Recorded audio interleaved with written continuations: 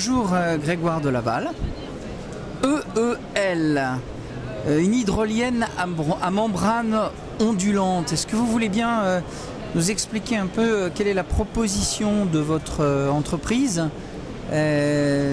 comment l'ingénierie a été générée?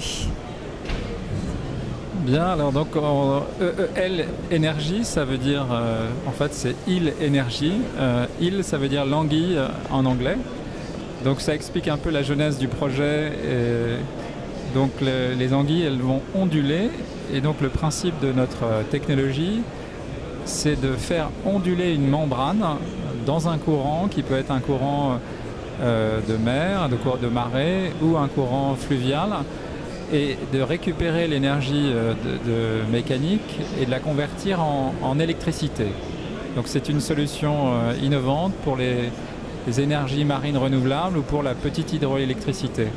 Quand on voit la maquette qui est à côté de vous, physiquement on comprend assez bien le mouvement ondulatoire. Par contre, la production d'énergie provient d'où? Est-ce que vous pouvez nous montrer sur la maquette? Oui, alors donc là c'est cette petite maquette. Évidemment une maquette beaucoup plus petite que le prototype sur lequel on travaille, qui lui fait 2,50 m sur 3 mètres à peu près. Là vous avez la petite version qui ne produit pas d'électricité malheureusement. Et donc vous avez une membrane qui sur notre prototype actuel est en fibre de verre, qui sera recouverte d'élastomère, de caoutchouc pour être protégée. Et dessus vous avez une chaîne de petits convertisseurs. Il y en a 6 sur notre prototype. Et c'est chacun de ces convertisseurs qui, lorsque la membrane va onduler avec l'action des courants, va produire de l'électricité. Voilà. Parfait. En termes de situation, on connaît un petit peu les contextes d'énergie marine renouvelable. Sur les grosses turbines, par exemple, on sait qu'il y a entre 20 et 50 sites dans le monde. Est-ce que votre solution s'adapte d'une façon plus générale à de nombreux sites? Est-ce qu'un simple courant, soit de marée, soit de situation, peut suffire? Alors évidemment, chaque site propose des conditions et des contraintes différentes. Nous, notre enjeu, c'est d'arriver sur le marché avec une technologie qui démarre et qui soit donc opérée à des vitesses de courant inférieures à ceux des turbines. Donc on a une technologie qui démarre à environ 1 mètre seconde de vitesse de courant, et ce qui nous permettra d'être installé ou d'installer cette technologie sur un nombre plus important de sites que les technologies actuelles. Compte tenu du niveau de sophistication du produit, est-ce que les questions sur la maintenance ou est-ce que la longévité est une question en général qu'on vous pose en premier?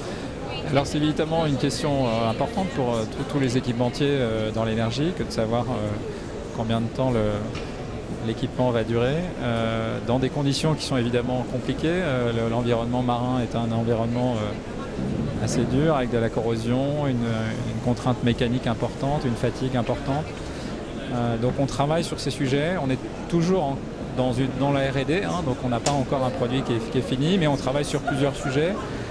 Sur le sujet de l'étanchéité, notamment de la chaîne de convertisseurs, sur la résistance mécanique. Donc on a étudié plusieurs options. C'est aujourd'hui la fibre de verre qui est apparue la plus résistante, enfin l'option en termes de matériaux qui soit la plus résistante. Et un autre sujet qui apparaît aussi, qui est l'antifouling et la corrosion. Donc là aussi on travaille sur ces sujets-là. Et ça explique aussi un peu les partenariats qu'on a pu nouer depuis quelques années sur le projet. L'Ifremer, qui est associé depuis le début et qui a cru très tôt au projet et qui a beaucoup d'expertise et de compétences sur la résistance de matériaux, sur l'antifouling. Voilà, ils nous aident beaucoup par leur expérience. Oui. Ouais. Et puis il y a Hutchinson également, qui est un partenaire important, plus récent, mais qui est un partenaire du projet. Qui est une filiale de Total qui travaille sur les élastomères, toutes les applications, notamment offshore, qui ont besoin de joints de taille importante. Donc eux, ils nous aident sur le sujet étanchéité et résistance également de notre machine. Donc, voilà. Donc on travaille sur ces sujets, on n'est pas tout seul, on travaille avec des gros acteurs qui ont une expérience et une expertise importante.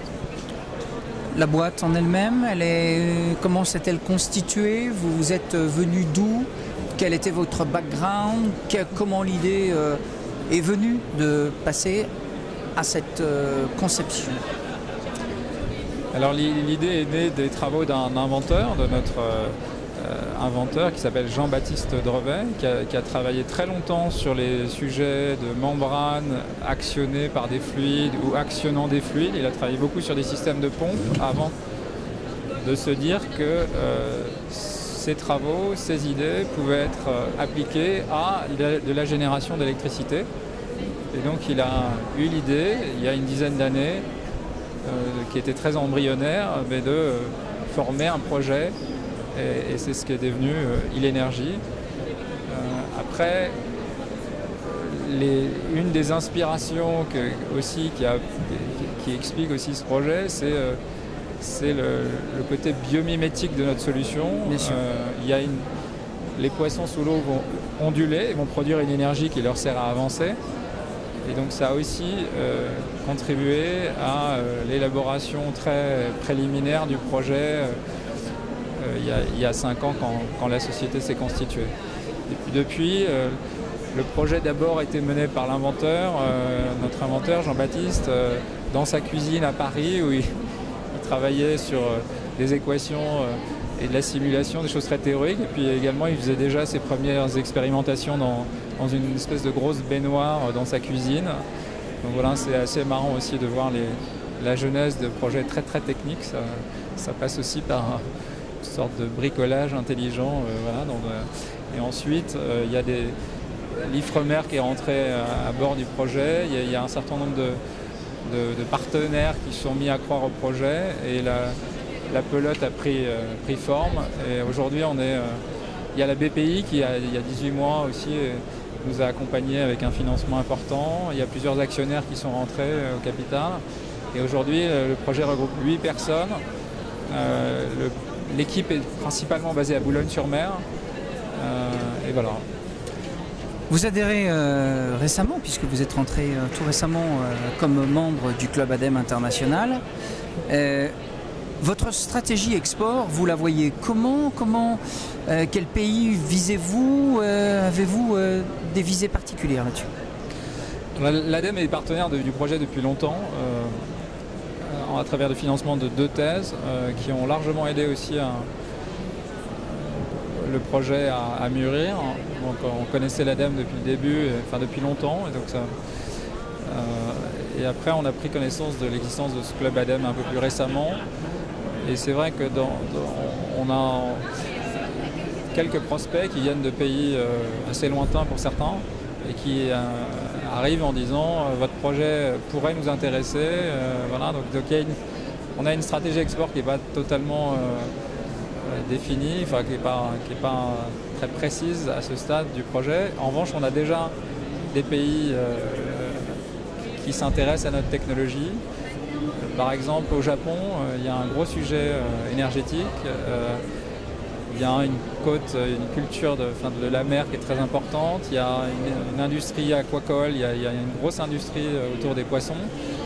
Et on a des chercheurs qui sont venus à Boulogne-sur-Mer nous rencontrer et qui ont exprimé tout leur intérêt pour notre solution et en exprimant des besoins importants pour leur pays. Donc, c'est un exemple d'un pays dans lequel on n'a pas de présence, sur lequel on a une visibilité assez faible parce qu'on a une petite équipe et sur lequel ça nous intéresserait de travailler. Donc on est au tout début de l'adhésion, on s'est inscrit il y a 1 mois je crois.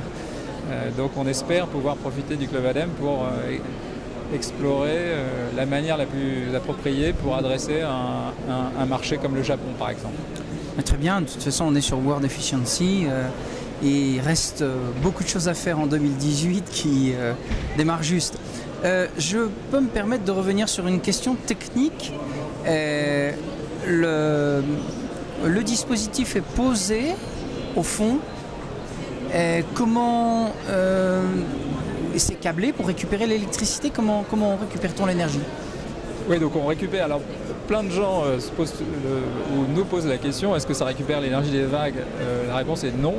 Malgré le mouvement ondulatoire qui ressemble un peu à de la houle, on récupère bien l'énergie des courants. Hein. Donc c'est bien un objet qui a vocation à être posé au fond et non pas maintenu en surface.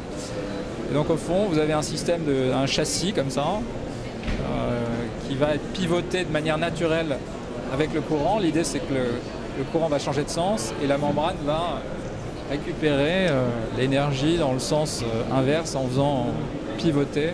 Enfin, le courant va faire pivoter naturellement la membrane. Donc voilà, donc l'idée étant de positionner le châssis au fond. La membrane sera mi-hauteur, enfin voilà. La membrane cible, c'est une membrane qui ferait une quinzaine de mètres d'envergure, de large.